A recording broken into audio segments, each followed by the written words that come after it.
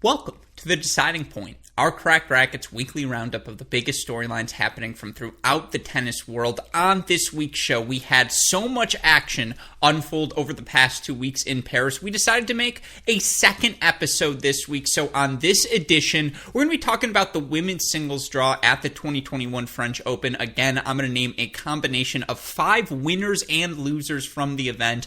Of course, we're going to touch on Krejcikova, we're going to talk Pavlyuchenkova, the pathway for Serena Williams to title number 24, and so much more. With that in mind, Westoff, roll the credits. Let's start today's show.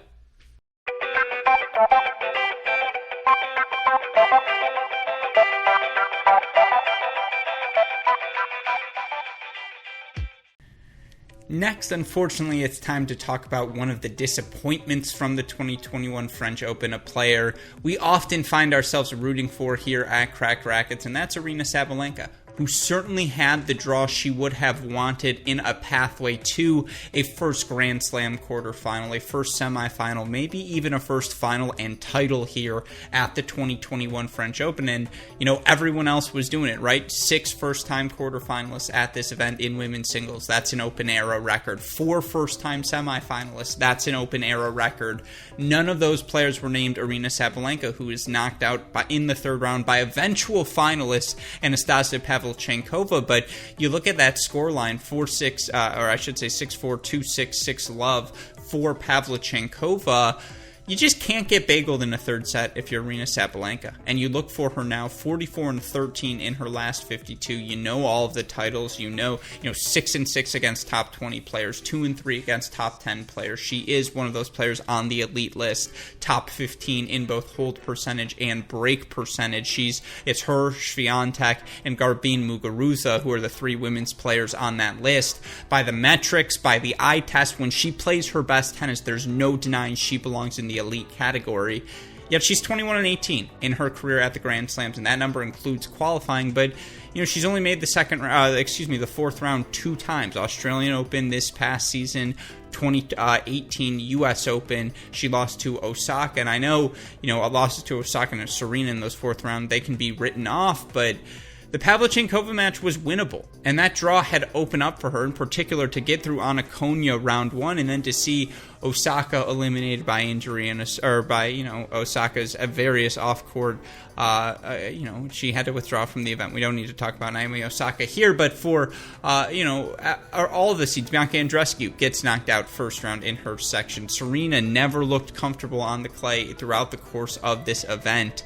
Things open up for Sabalenka. You look at the bottom half, it was a Zidansek Pavlyuchenkova semifinal. It was Badosa Rybakina as the quarterfinalists. Aryna Sabalenka, week in, week out, has been better players than all of them. You could say, well, what about Badosa? No, Sabalenka's been better. ELO rating says it. The results say it. She has been an elite player. 44-13 is an elite number. That is a number where if you are 44-13, 77% win percentage. Again, she's a top 15 server and returner of serve, and yet these Grand Slam moments do seem to get to her. She's talked openly about that. And, again, when you play such a power-based game, what is plan B when that game isn't working? If you're misfiring, how do you get through those moments? And it felt like week in, week out, Sabalenka was finding solutions. I mentioned it before. Of those 13 losses, 12 of them are in 3 sets. So you're always going to have 20 to 30 minutes in these matches where Sabalenka does find herself, find her rhythm, and hits through any opponent. But minimizing the floor, and again raising that floor match in, match out, she's got to do it, particularly at the Grand Slams, because there are so many talented players, not just the next generation, Osaka, Andreescu, Swiatek, and Kenin, but the Krejcikovas of the world, the Sakkari's of the world, the Kontave's of the world, the Jen Brady's of the world, Muguruza's. They're not going anywhere. And yet you still feel Aryna Sabalenka has as much talent, if not more, than any of them.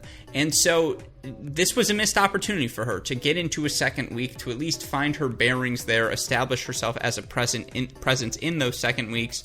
And she's someone to watch in Wimbledon because that power translates everywhere. And I do think there's a hunger to her. You just look at the results week in, week out. She has delivered the goods. I'm still a believer, but there's no denying it was a disappointing 2021 for French Open for Sabalenka.